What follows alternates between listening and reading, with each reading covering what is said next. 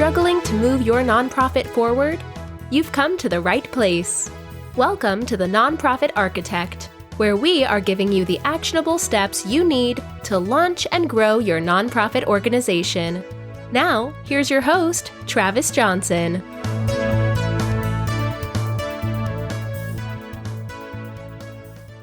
Hey, this is Travis Johnson, the Nonprofit Architect, helping you build a stronger nonprofit. Jump on over to patreon.com/nonprofitarchitect. Throw us $5-10 a month. It's not going to break the bank. It's going to help support us, keep us on the air. Look for behind-the-scenes content that you're not going to catch on the podcast over on Patreon. I'm here today with Lakia Goodman. Lakia and her sister Portia are the masterminds behind the scenes of positive transitioning. Lakia, how are you today? I'm doing great. How are you doing? I'm doing all right. Thank you for inquiring about my well-being. Tell us about this great program you have with Positive Transitioning. So Positive Transition, we are an app and web-based nonprofit organization that helps individuals returning from incarceration back to their communities. So we believe in making our communities strong, and people that are returning from prison or jail, I believe that they need extra help. And in order for our communities to stay strong or be strong, we have to help basically our weakest link, or people that are returning. They might not be able to be employed or find housing or, even food. They need assistance. There are not that many organizations out there assisting them, or there wasn't in the past. Now there are a lot of organizations, starting up that are assisting them. But that's why we started Positive Transitioning, to help people returning from prison. And then also we tried to make it technology-based so we can help anyone, anywhere, even in rural areas, and then also volunteer. So anybody can volunteer wherever they are. So that's how we started Positive Transitioning, and the basic, business really model. Cool. Yeah, that's really cool. They can get out, and as soon as they get out, they can download an app. And on your app, you have things like workforce development, education, housing assistance, family reintegration, legal assistance, medical management, and financial stability. All really the pillars of life. And it'd be wonderful if people were learning this at an earlier age, not just when they're getting out of jail. But I suppose that's a whole other topic. But You guys offer that, and that's fantastic. Yes. And then we also have pre-release coaches. So we have a 24-hour resource listening line that's connected with the app, and they can call us at any time to get resources, or they can go on the app and get resources at any time. So that's how we are able to help anyone, anywhere. And then we also have classrooms on the app that we're developing, just information about the nonprofit organization, of course, like fundraising and how to donate to the organization, quotes for people that, like to read quotes every day. We're soon to have a recipe area to help people with, health and wellness when they're getting out and they need assistance with, finding recipes and things like that. I love how you have that app and you've got that 24-hour access, but it's not, I know you and your sister split the shift, and one of you takes overnights and you take the days, but you have this whole crew of volunteers. How do you find volunteers, and how do you coordinate all their training? Yes, so we find volunteers through VolunteerMatchorg. It's been great for us. We have found, I think, over 140 volunteers from that. 140 volunteers? That's nuts. Yes. And we also use two other websites that I can't remember the exact names of it, but we don't get Idealist and All for the Good. Right. Sorry, my sister does all the volunteer stuff, that's but that's right. correct. Idealist and All for the Good. So yes, that's where we find our volunteers. We list all of our volunteer opportunities on there. And then people just respond back to those opportunities. And once they respond back, we automatically send them the application, where they fill out their information. And then we bring them into our training course. We have an online onboarding that we use through Facebook Workplace. and they go through our month onboarding training where we teach them different things about reentry. We have like different games and puzzles and stuff like that just to keep them engaged. And then we also have a separate online training that they take, which is about 2 hours, just about the organization and things like that. But we use the workplace to keep them engaged with each other and try to learn each other because we're all over, the nation. So we try to keep everyone talking and learning about each other and everyone's communities and things of that nature. See, this is one of the coolest things coming from talking to you both is my.workplace.com. You can go in there and you can segment it out. You can have a section for training, a section for volunteers, different groups of coordination. You can coordinate different people in different areas. You can have an overall message board, It looks just like Facebook. Yes, exactly like Facebook. But even better somewhat. I mean, it does the video, it has the chat, it has a phone, people can call each other. You have a file area where you can keep all your files for that group. For instance, if we have like our transition do a project, and we can keep all those files in one area, and then also keep the people that are involved in that group in one area and keep them informed of what's going on just for that specific, group. So we like it a lot. It's been very helpful, very helpful. I have talked to a boatload of nonprofits, and two of the biggest things we come across is where do you find your volunteers? We got that covered with VolunteerMatch.org, All for the Good, and Idealist. And then how do you coordinate everything?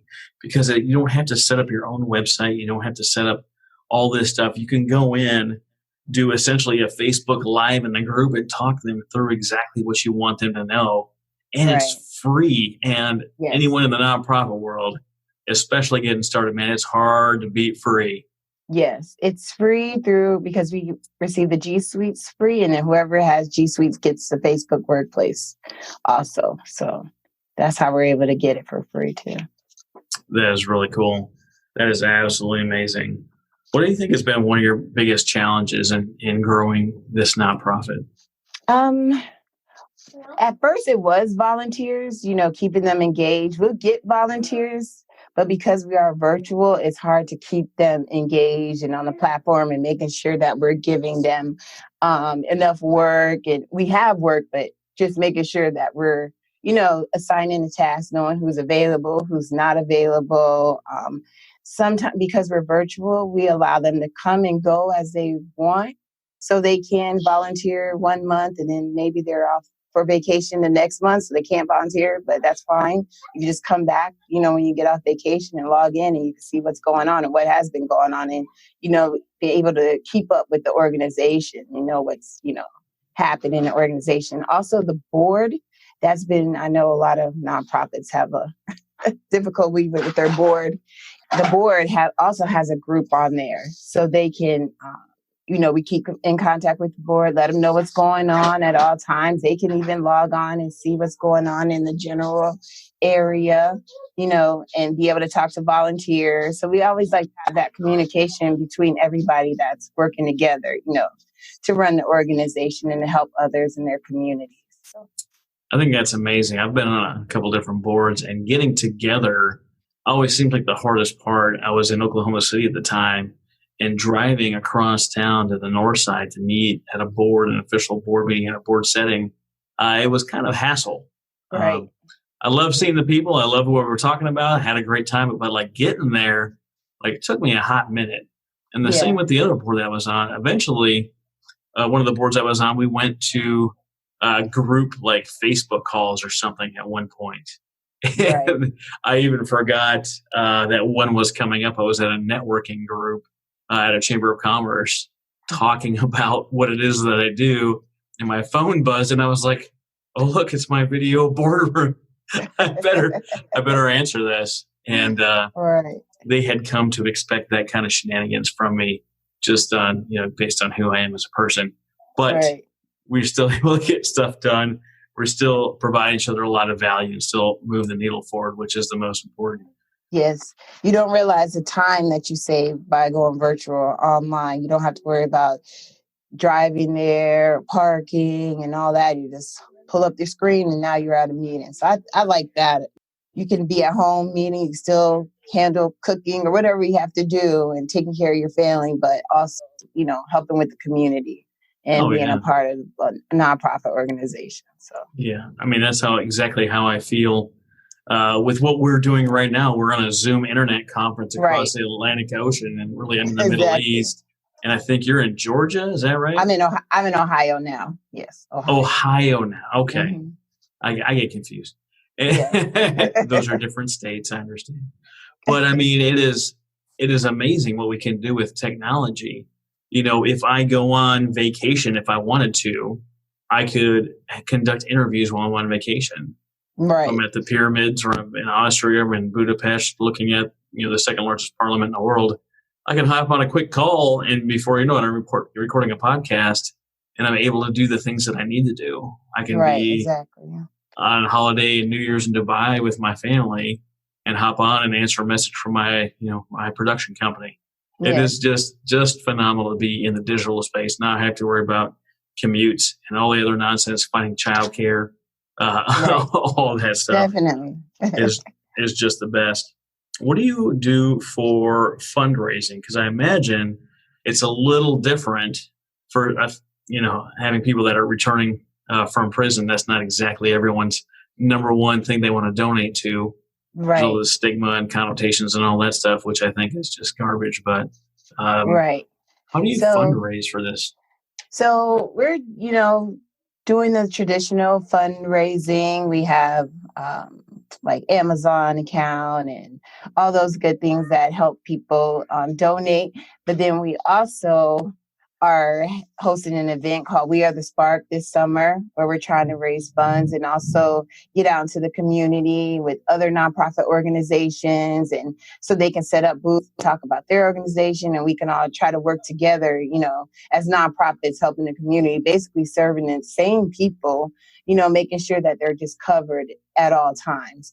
And then also we have the workforce development area, and that is how we're going to also fund our organization, by starting businesses where we help train them, but then they also work to earn money. And then we also earn funds to help run the nonprofit organization, that are unrestricted funds to help do the things that we know that needs to happen. Because a lot of time grants and things like that, of course, we're also applying for grants, but sometimes they don't cover all the expenses that somebody might need. For instance, if they might need money to start their own business, that a grant might not cover that, or transportation, or just food. A lot of grants don't cover food. So we want to be able to provide those things that all the traditional funding and fundraising might not let you pay for an individual when they still need that assistance. And that might be like the roadblock that they need to get by. They don't have enough food each month. Money for food each month. So if we can help them with that, that could take a stress off their back, and they might not go out and commit another crime by stealing, out of a grocery store or something like that, where they end up back in jail. So those are the ways that we plan to fund the organization, and then also help the communities by providing that person with a job. And then just the community. Some of the workforce development that we want to do is also giving back to the community. For instance, like if we have an auto mechanic shop, they will train in that auto mechanic shop, but then we will also help single mothers or people with disabilities or things like that, or other people like in the community that can't afford, the regular auto mechanic to come to or go to their place and work on their car. So we're trying to find ways that we're providing our clients a job, but then also assisting the community too in different ways. So it all kind of stays a nonprofit organization helping the community. This is quite the undertaking, and you and Portia have done beautifully. I can't help but notice a lot of similarities between these different areas you have focused on here and what other groups it might apply to. This would be fantastic for veterans returning back from deployment. This would be fantastic for foster children aging out of the foster care system. Yes. All of these things are just wonderful. I actually have a connection for you for a couple of those people, which I'm sure will be very interested in what you do and how you do it. there's nothing more valuable to any organization than the size of their network. Right. We definitely want to partner with other nonprofit organizations. That is, the bulk of our resources is, of course, nonprofit organizations. And we know we can't take all this on ourselves, but we just want to be like a hub where if people call in and need assistance, we could say, oh, there's a nonprofit right down the street from you that's, that can assist you. Here's their name and, number, and let us know when you contact them. And we might follow up with that, organization, say, hey, did such and such contact you? And they'll say, no, yes. And then, we can always go back to that person and like, well, were you able to get assistance? Just to keep that line of communication open and for everyone to know about, what's going on in their communities and who can assist them. Because I'll find out about organizations that I never knew about, and they probably were there 10 years, and it's just more like having that information available so nonprofits can fill up their classes and be able to spend their money correctly because they are helping everybody, and then for individuals to get the assistance that they need. So that's definitely why we have the resources in the app so people can find, resources in their area.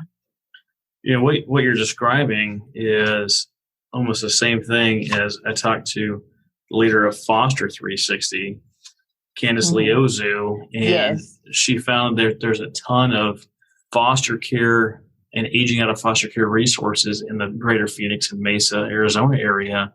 But what they didn't have was someone to, take the person by the hand and walk them through, help them navigate through all the different things that were available to them.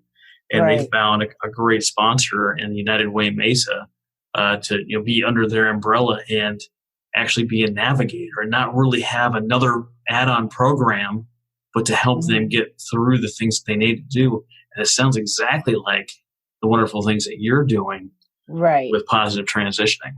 Yes. And once a person, if they need additional assistance beside a, quick reference, we also can assign them a life coach that can help them through their entire process and help them find employment, housing, basically make a plan for them specifically that they can use to assist, with their reentry process. And we have a year-long reentry program, but, we always call it, we're life coaching for life. So if you make it through that year and you still need assistance, we're always here to help. So that's what we believe in, just being a helping hand. That's wonderful. This is really kind of, a great way to use your day job. You're a nonprofit CPA by day and a nonprofit runner by night. I think it's great too, because as a nonprofit CPA, I get to see all the different organizations. I've worked with foster independent living programs. So I understand, the things that people are probably missing or that they're, not able to pay for and things of that nature. So if you do come together as nonprofits working together, you'll be able to, maximize the assistance that you can give individuals. And I think that's like really what we're trying to do, make sure that, there's so much money out here for nonprofits. There's so much resources and information, but people are still getting left out. And it's just, how do you make that communication happen where, you know about every nonprofit in your area, or, they know about you, that you need assistance. So I think, and then data, going virtual, we found out that we can, basically know any data that we need to know. How many people are calling us, how many people we're assisting, who's clicking on our ads, who's clicking on our Facebook posts, so that data also helps with providing services and who really needs services. So, yeah, it's a great way to track to see who needs it when they come out, which ones are they clicking on more, which ones need some updating, and how that matters. Right. What is your vision for positive transitioning over the next few years? Oh, I guess a vision. I don't even know the right word, but I think big, I guess. You're a mathematician-visionary, right? You're a mathematician, a magician, and a visionary all in one. Right. Yeah. So I guess how I see it is basically it's going to run itself, because we do have the virtual workplace. We have volunteers. I can see volunteers all over the nation and actually the world. We have volunteers in India, Cambodia, England, Australia. So just seeing people just helping each other all over with really whatever resources, because, the app and the web-based life coaching can help anybody with any situation that they're going through. We just saw that incarceration and people returning to the community is the first, I think, people that we need to help. They might need the most assistance, but at the end of the day, our programs can really help anyone that needs assistance. So when anybody calls, we answer their question. We don't had a mother call and her daughter needed assistance with drug and substance abuse. She wasn't a felon or anything, but she just needed help. And so we helped her find a place in her area and that her daughter can go to get drug and substance abuse. So we really try to help anyone. Of course, as a nonprofit, they want you to focus on one area. So that's where we started our focus on. Yeah, they want you to meet your mission. And I think that's very important. Right. But, sometimes it's okay to help other people too. Right. Well, Lakia, it's been great talking to you. Where can people find you? Where's the best place, the number one place you want people to get a hold of you? First, off our website, www.positivetransition.org. You kind of can get links to everything. We're from there. We're on Facebook. Where are we? Everywhere. Twitter, Instagram, LinkedIn, soon to be Snapchat. Like I said, we have our app. So we're on the Google Play market right now, soon to be on the Apple market in first quarter of 2020. So you kind of can find us anywhere online. Our headquarters is in Columbus, Ohio. So we'll be having events here to start off with. But because we do have volunteers everywhere, we plan to be everywhere eventually. And we're getting our volunteers set up so they can be in their community doing positive transitioning work. I love that. Collaboration over competition. Right. Thanks a lot, Lakia. Exactly. It's been great having you on the show. You've been listening to The Nonprofit Architect. To listen to all our past shows, visit http://nonprofitarchitect.org. And be sure to subscribe, rate, and review our show. Thank you.